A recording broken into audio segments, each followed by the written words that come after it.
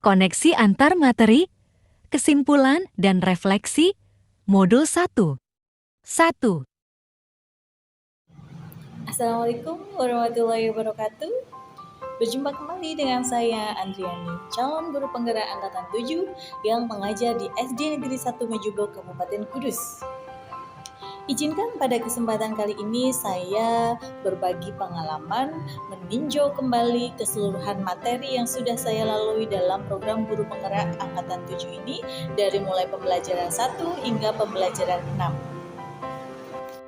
Dalam pemikirannya, Ki Hajar Dewantara mengajarkan kepada kita sebagai seorang guru, sejatinya berperan tidak hanya sebagai pengajar, namun lebih dari itu, yaitu kita dituntut sebagai seorang pendidik. Jika kita hanya memberikan pengajaran, menyampaikan materi dan ilmu serta wawasan kepada anak tanpa memperhatikan budi pekerti, tingkah laku dan karakter mereka, bisa dipastikan hasil yang diperoleh nanti pasti tidak akan baik. Namun apabila kita sebagai seorang guru mampu menempatkan diri kita, selain memberikan ilmu dan wawasan kepada peserta didik, kita mampu memberikan arahan, memberikan bimbingan kepada anak didik kita untuk menjadi manusia yang baik, yang berbudi pekerti, yang luhur. Berdasarkan pemikiran Ki Hajar Dewantara, guru sebagai pendidik diharapkan bisa menuntun, memberikan tuntunan kepada peserta didik kita untuk mengarahkan kodrat alam yang dia miliki untuk kita arahkan menjadi yang lebih baik lagi.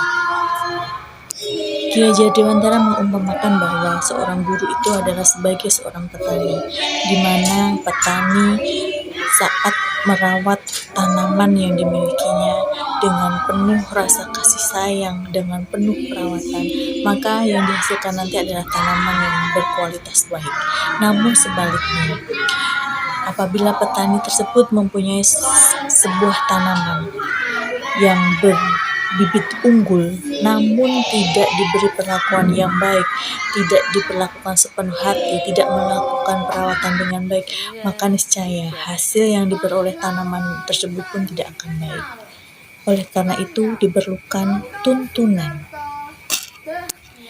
Dalam menuntun anak, tentu saja kita memberikan kebebasan, memberikan kemerdekaan kepada mereka untuk menentukan arah, menentukan bakat dan minat sesuai dengan karakter yang mereka miliki.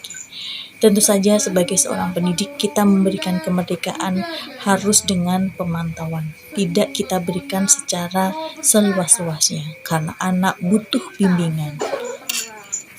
Kita tuntun anak sesuai dengan kodrat alam dan kodrat zaman. Kodrat alam kita sesuaikan pendidikan, pengajaran dan pembelajaran kita berdasarkan sosiokultur budaya yang dimiliki setiap daerah-daerah. Apabila daerah tersebut adalah berjiwa keagamaan, maka kita sesuaikan, kita arahkan, kita bimbingkan. Namun kita selaraskan dengan perkembangan zaman. Kita bekali anak didik kita dengan kemampuan keterampilan abad 21. Bagaimana mereka cakap berkolaborasi, berkomunikasi, kemudian mengasah berpikirnya menjadi critical thinking, kemudian dia mampu berkreativitas.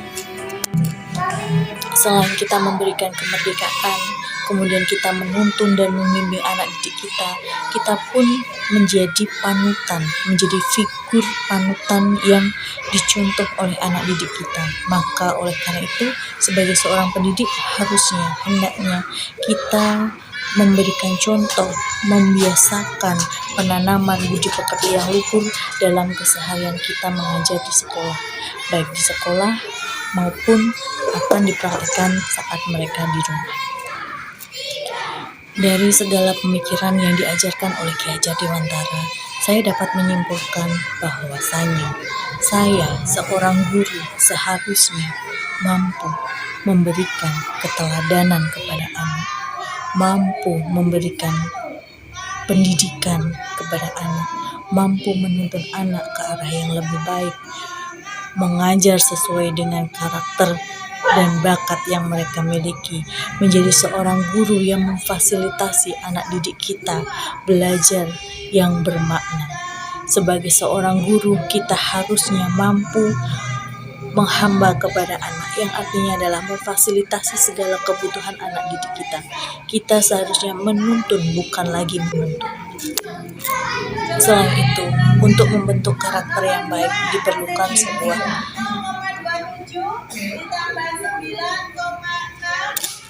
untuk menjadikan peserta didik yang berbudi pekerti yang baik dibutuhkan sebuah figur panutan. Oleh karena itu, sejatinya seorang guru harus memberikan contoh yang baik dalam berperilaku keseharian kita di sekolah, sehingga anak akan mampu meniru, akan mampu menerapkan dalam kegiatan keseharian mereka. Dapat saya refleksikan bahwa sebelum saya mempelajari modul 1.1 ini, saya menganggap murid adalah sebagai anak yang harus patuh dan tunduk kepada seorang guru. Ternyata hal itu adalah suatu kekeliruan, karena sejatinya guru itu adalah menghamba kepada anak, di mana kita memberikan fasilitas, memotivasi kepada anak tersebut. Sebelum mempelajari modul 1.1 ini, saya beranggapan bahwa anak itu merupakan sebuah kertas kosong yang masih putih, yang perlu kita berikan coretan-coretan, yang perlu kita berikan tulisan-tulisan supaya menjadi lebih baik. Ternyata itu salah. Bukan seperti itu. Pada dasarnya anak terlahir secara kodrati memiliki bakat yang masih samar-samar. Jadi seorang guru harusnya mampu menebalkan bakat yang dimiliki anak itu yang belum terlihat sesuai dengan kultur sosial budaya yang ada di daerahnya masing-masing, dan tentu saja sesuai dengan karakteristik dan kepribadian mereka. Setelah mempelajari modul ini, pemikiran saya menjadi berubah. Ternyata anak bukanlah sebuah objek yang harus nurut dengan apa kata guru. Jadi itu salah. Kalau kita menginginkan murid dengan karakter yang baik, maka kita harus memberikan contoh yang baik. Kita mampu memahami mereka, kita mampu memberi pendidikan yang sepenuh hati, yang mengajarkan dengan ketulusan hati kita, menyesuaikan apa maunya mereka, bagaimana apa yang diinginkan mereka. Jadi tidak perlu dengan secara pembelajaran seperti kolonial seperti dahulu, yang penuh dengan kekerasan, penuh dengan tuntutan, penuh dengan ancaman. Dari pemikiran-pemikiran Ki Hajar Dewantara mengajarkan kepada saya untuk menjadi guru yang lebih sabar, menjadi guru yang lebih baik, yang mampu menjadi teman serta didik saya, yang mampu mengarahkan mereka menjadi orang yang lebih baik lagi.